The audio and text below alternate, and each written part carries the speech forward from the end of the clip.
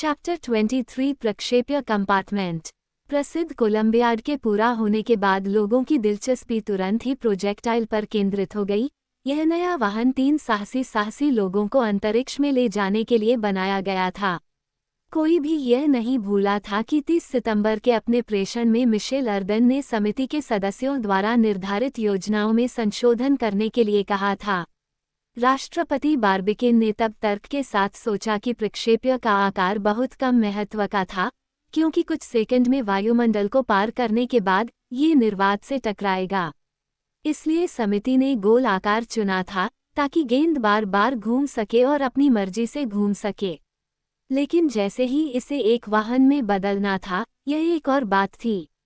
Michel earthen गिलहरी की तरह यात्रा नहीं करना चाहते थे। वो एक गुब्बारे की गाड़ी की तरह उतनी ही गरिमा के साथ सिर ऊपर और पैर नीचे करके ऊपर जाना चाहते थे, बेशक तेज, लेकिन बिना किसी अनुचित हरकत के। इसलिए नई योजनाएं अल्बानी की ब्रैडविल एंड कंपनी को भेजी गईं और उन्हें बिना देरी के क्रियान्वित करने की सिफारिश की गई। इस तरह संशोधित प्रक्षेप्य 2 नवंबर को डाला गया और पूर्वी रेलवे द्वारा तुरंत स्टोनी हिल भेजा गया। 10 तारीख को ये बिना किसी दुर्घटना के अपने गंतव्य स्थान पर पहुंच गया। मिशेल अर्दन, बारबिकेन और निकोलस प्रक्षेप्य डिब्बे का सबसे जीवंत अधीरता से इंतजार कर रहे थे, जिसमें उन्हें एक नई दुनिया की खोज के लिए अपना मार्ग लेना था। ये स्वीकार किया जाना चाहिए कि यह धातु का एक शानदार टुकड़ा था, एक धातुकर्म उत्पादन जिसने अमेरिकियों की औद्योगिक प्रतिभा को सबसे बड़ा सम्मान दिया। ये पहली बार था कि एल्यूमिनियम इतने बड़े पैमाने पर प्राप्त किया गया था, जिसके परिणाम को उचित रूप से विलक्षण माना जा सकता है। ये कीमती प्रक्षेप्य सूर्य की किरणों में चमकता था। इसके शंक्वाकार शीर्ष के साथ इसके भव्य आकार को देखकर इसे आसानी से उन बुझाने वाले आकार के टावरों में से एक माना जा सकता था जिन्हें मध्य युग के वास्तुकारों ने अपने महलों के कोनों पर रखा था। इसे केवल खामियों और एक मौसम सूचक की आवश्यकता थी। मुझे उम्मीद है, मिशेल अर्दन ने कहा, इसमें से एक हथियारबंद आदमी कैपेपाई निकलेगा। हम वहां सामंती प्रभुओं की तरह होंगे। थोड़ी सी तोप के साथ हम सेलेनाइट्स की पूरी सेना के खिलाफ अपनी रक्षा कर सकते हैं, यानी अगर चांद पर कोई है। तो फिर वाहन आपको पसंद है? बारबिकेन ने पूछा। हाँ, जरूर, मिशेल अर्दन ने उत्तर दिया, जो एक कलाकार की तरह इसे देख रहा था। मुझे बस इस बात का अफसोस है कि इसका आकार थोड़ा और पतला नहीं है, इसका शंकु आकार ज्यादा सुंदर नहीं है। इसे धातु के समूह, कुछ गॉथिक अलंकरण, फैले हुए पंखों और खुली चोंच के साथ इसमें से भागता हुआ एक सैलामेंडर द्वारा समाप्त किया जाना चाहिए था। इसका क्या उपयोग होगा? बारबिकेन ने कहा, जिसका सकारात्मक मन कला की सुंदरता के प्रति बहुत कम संवेदनशील था। मित्र बारबिकेन, मुझे डर है कि आप इसका उपयोग कभी नहीं समझ पाएंगे, अन्यथा आप पूछेंगे ही नहीं। ठीक है, मुझे बताओ, किसी भी हालत में, मेरे बहादुर साथी। अच्छा, मेरे दोस्त, मुझे लगता है कि हमें हमेशा अपने हर काम में थोड़ी कला डालनी चाहिए। क्या तुम द चाइल्ड्स चैरियट नामक कोई भारतीय नाटक जानते हो? नाम से भी नहीं, बारबिकेन ने उत्तर दिया। मुझे इस बात पर आश्चर्य नहीं है, मिशेल अर्दन ने आगे कहा। तो जान लीजिए कि उस नाटक में एक डाकू है, जो घर की दीवार में छेद करते समय ये सोचने के लिए रुकता है कि उसे अपना छेद वीणा, फूल या पक्षी के आकार में बनाना चाहिए। अच्छा, मुझे बताओ, दोस्त बारबिकेन, अगर उस समय तुम उसके न्यायाधीश होते तो क्या तुम उस डाकू को दोषी ठहराते? बिना किसी हिचकिचाहट के गन क्लब के अध्यक्ष ने जवाब दिया, और एक चोर के रूप में भी। अच्छा, मुझे उसे बरी कर देना चाहिए था, दोस्त बारबिकेन। इसलिए तुम मुझे कभी समझ नहीं पाए। मैं कोशिश भी नहीं करूंगा, मेरे बहादुर कलाकार। लेकिन कम से कम, मिशेल अर्दन ने आगे कहा, चूंकि हमारे प्रक्षेप्य डिब्बे का बाहरी हिस्सा वांछित होने की बहुत गुंजाइश छोड़ता है, इसलिए मुझे अंदर की सजावट अपनी इच्छानुसार करने की अनुमति दी जाएगी, और वह भी पृथ्वी से आए राजदूतों के लिए उपयुक्त सभी सुख सुविधाओं के साथ। इस बारे में, मेरे बहादुर मिशेल, बारबिकेन ने उत्तर दिया, आप पूरी तरह से जो चाहें कर सकते हैं। लेकिन सहमति पर पहुंचने से पहले गन क्लब के अध्यक्ष ने उपयोगी बातें सोच ली थीं, और उन्होंने आघात के प्रभाव को कम करने के लिए जो उपाय खोजे थे, उन्हें पूरी बुद्धिमत्ता के साथ लागू किया गया था। बार्बिकेन ने अपने आप से कहा था, बिना किसी कारण के, कि कोई भी झरना इतना शक्तिशाली नहीं होगा कि वह झटके को कम कर सके, और स्किर्सनाउ वुड में अपने प्रसिद्ध सैर के दौरान उसने इस बड़ी मुश्किल को एक चतुराईपूर्ण तरीके से हल कर लिया था। वो इस महत्वपूर्ण सेवा के लिए पानी पर निर्भर था। इस प्रकार प्रक्षेप्य को 3 फीट की गहराई तक पानी से भरना था, जो एक जलरोधी लकड़ी की डिस्क को सहारा देने के लिए था, जो प्रक्षेप्य की दीवारों के भीतर आसानी से काम करती थी। यह इस बेड़ा था जिस पर यात्रियों को अपनी जगह लेनी थी। तरल द्रव्यमान के संबंध में इसे क्षैतिज विभाजनों द्वारा विभाजित किया गया था, जिसे छोड़ने वाला झटका क्रमिक रूप से तोड़ देगा। फिर पानी की प्रत्येक चादर, सबसे निचले से लेकर सबसे ऊंचे तक, प्रक्षेप्य के ऊपरी हिस्से में वाल्वों से बाहर निकलती है, इस प्रकार एक स्प्रिंग बनाती है, और डिस्क, जो खुद बेहद शक्तिशाली बफर्स से सुसज्जित है, तब तक नीचे से नहीं टकरा सकती जब तक कि यह क्रमिक रूप से विभिन्न विभाजनों को तोड़ न दे। तरल द्रव्यमान के पूरी तरह से बाहर निकलने के बाद यात्रियों को निस्संदेह एक हिंसक झटका महसूस होगा, लेकिन पहला झटका इतने शक्तिशाली स्प्रिंग द्वारा लगभग पूरी तरह से शांत हो जाएगा।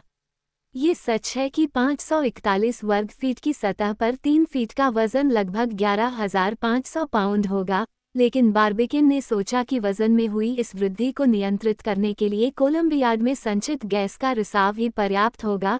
इसके अलावा झटका 1 सेकंड से भी कम समय में सारा पानी बाहर भेज देगा और प्रक्षेप्य जल्द ही अपना सामान्य वजन प्राप्त कर लेगा। गन क्लब के अध्यक्ष ने यही कल्पना की थी और उन्हें लगा कि उन्होंने रिकॉइल के महान प्रश्न को हल कर लिया है। ब्रेडविल फर्म के इंजीनियरों द्वारा समझदारी से समझे गए इस काम को शानदार तरीके से अंजाम दिया गया। एक बार प्रभाव उत्पन्न होने और पानी निकल जाने के बाद यात्री आसानी से टूटे हुए विभाजनों से छुटकारा पा सकते थे और प्रस्थान के समय उन्हें ले जाने वाली मोबाइल डिस्क को हटा सकते थे। प्रक्षेप्य के ऊपरी किनारों पर चमड़े की मोटी परत लगी हुई थी, जिस पर घड़ी की स्प्रिंग जैसी लचीली बेहतरीन स्टील की स्प्रिंगें लगी हुई थीं। इस परत के नीचे छिपी हुई भागने की पाइपें भी दिखाई नहीं दे रही थीं। पहले झटके को कम करने के लिए सभी संभावित सावधानियां बरती गई थीं, लेकिन मिशेल अर्दन ने कहा कि उन्हें कुचलने के लिए बहुत खराब सामग्री से बनाया गया होगा। बाहर का प्रक्षेप्य 9 फीट चौड़ा और 12 फीट ऊंचा था। निर्धारित वजन को पार न करने के लिए किनारों को थोड़ा कम मोटा और नीचे का हिस्सा मोटा बनाया गया था, क्योंकि इसे पाइरोक्साइड के विस्फोट से विकसित गैसों की सारी हिंसा को झेलना पड़ता। बम और बेलनाकार शंक्वाकार हौवित्ज़ा हमेशा मोटे तल के साथ बनाए जाते हैं। धातु से बने इस टॉवर का प्रवेश द्वार शंकु की दीवार में एक संकरा छेद था, जो भाप बॉयलर के मैनहोल की तरह था। ये शक्तिशाली पेंच दबाव द्वारा अंदर से बंधे एक एल्यूमिनियम प्लेट के माध्यम से वायुरोधी रूप से बंद हो जाता था। इसलिए यात्री रात की रानी तक पहुंचते ही अपनी मोबाइल जेल से अपनी इच्छानुसार बाहर निकल सकते थे। लेकिन जाना ही सब कुछ नहीं था, सड़क पर देखना जरूरी था। इससे आसान कुछ नहीं था। दरअसल गद्दे के नीचे 4 मोटे लेंटिकुलर फुटलाइट थे, 2 प्रोजेक्टाइल की गोलाकार दीवार में, तीसरा उसके निचले हिस्से में और चौथा उसके शंकु में। इसलिए यात्री अपनी यात्रा के दौरान उस धरती को देख सकते थे जिसे वे छोड़ रहे थे, जिस चांद के पास वे जा रहे थे, और आकाश के तारामंडलों को देख सकते थे। ये रोशनदान ठोस खांचों में लगी प्लेटों द्वारा प्रस्थान के झटकों से सुरक्षित थे, जिन्हें खोलकर हिलाना आसान था। इस तरह प्रोजेक्टाइल में मौजूद हवा बाहर नहीं निकल सकती थी और अवलोकन करना संभव था। ये सभी यांत्रिक उपकरण सराहनीय ढंग से स्थापित, अत्यंत आसानी से काम कर रहे थे, तथा इंजीनियरों ने प्रक्षेप्य डिब्बे की व्यवस्था में स्वयं को कम बुद्धिमान नहीं दिखाया था। लॉकर को मजबूती से बांधा गया था ताकि 3 यात्रियों के लिए आवश्यक पानी और भोजन रखा जा सके। वे कई वायुमंडल के दबाव में एक विशेष मामले में संग्रहित गैस के माध्यम से खुद के लिए आग और प्रकाश भी प्राप्त कर सकते थे। उन्हें बस एक नल चालू करना था और गैस इस आरामदायक वाहन को 6 दिनों तक जला और गर्म कर सकती थी। ये देखा जाएगा कि जीवन के लिए आवश्यक या यहाँ तक कि आराम के लिए भी कोई भी चीज़ नहीं थी। इसके अलावा मिशेल आर्डन की प्रवृत्ति के लिए धन्यवाद। कला की वस्तुओं के रूप में सुखद को उपयोगी के साथ जोड़ा गया था। अगर जगह की कमी नहीं होती तो वह अपने प्रक्षेप्य को एक वास्तविक कलाकार का स्टूडियो बना सकता था। यह मानना गलत होगा कि 3 लोगों को उस धातु के टॉवर में जगह के लिए प्रतिबंधित किया जाएगा। इसकी सतह 54 वर्ग फीट थी और ये लगभग 10 फीट ऊंचा था और इसके रहने वालों को घूमने की एक निश्चित स्वतंत्रता देता था। वे संयुक्त राज्य अमेरिका के सबसे आरामदायक रेलवे डिब्बे में इतने सहज नहीं हो सकते थे। भोजन और रोशनी का सवाल हल हो जाने के बाद हवा का सवाल बाकी रह गया। ये स्पष्ट था कि प्रक्षेप्य में बंद हवा यात्रियों के 4 दिनों तक सांस लेने के लिए पर्याप्त नहीं होगी। वास्तव में प्रत्येक व्यक्ति 1 घंटे में 100 लीटर हवा में मौजूद सारी ऑक्सीजन खत्म कर देता है। बारबिकिन, उसके 2 साथी और 2 कुत्ते, जिन्हें वह ले जाना चाहता था, हर 24 घंटे में 2400 लीटर ऑक्सीजन या 7 पाउंड के बराबर वजन खत्म कर देते थे। इसलिए प्रक्षेप्य में हवा को फिर से भरना होगा। कैसे? एक बहुत ही सरल विधि से, जो कि श्रीमान रिसेट और रेग्नॉल्ट ने बताई थी, जिसका संकेत बैठक की चर्चा के दौरान मिशेल अर्दन ने दिया था। ये ज्ञात है कि हवा मुख्य रूप से ऑक्सीजन के 21 भाग और अजोट के 69 भाग से बनी है। अब श्वसन क्रिया में क्या होता है?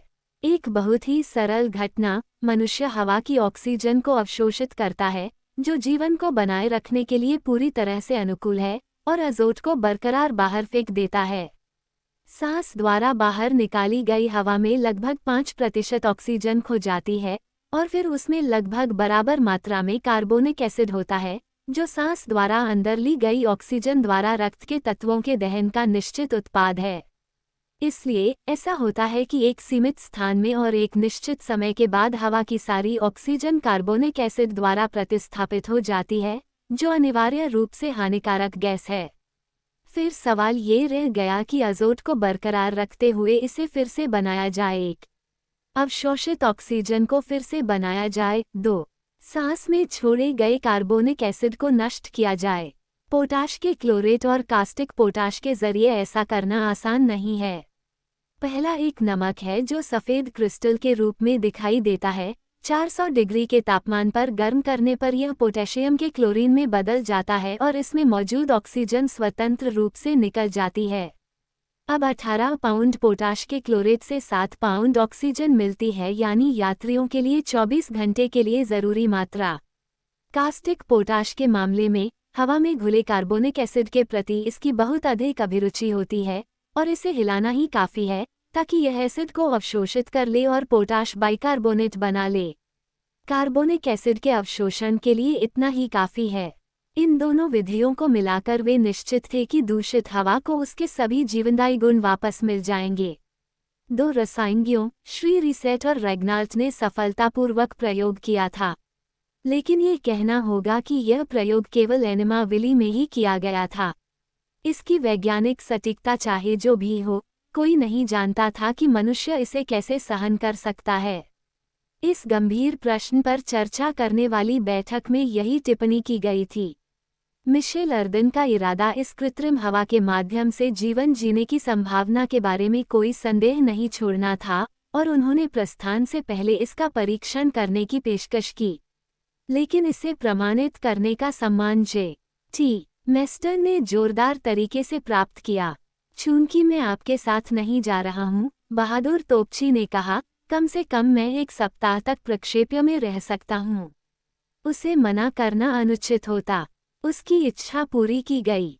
उसके लिए पर्याप्त मात्रा में पोटाश क्लोरेट और कास्टिक पोटाश रखा गया, साथ ही 1 सप्ताह के लिए भोजन भी। फिर 12 नवंबर को सुबह 6 बजे अपने दोस्तों से हाथ मिलाने के बाद उन्हें ये स्पष्ट रूप से सलाह देने के बाद कि वे 20 नवंबर को शाम 6 बजे से पहले जेल न खोलें, वह प्रक्षेप्य में घुस गया, जिसकी लोहे की प्लेट वायुरोधी रूप से बंद थी। उस हफ्ते क्या हुआ, ये पता लगाना असंभव था।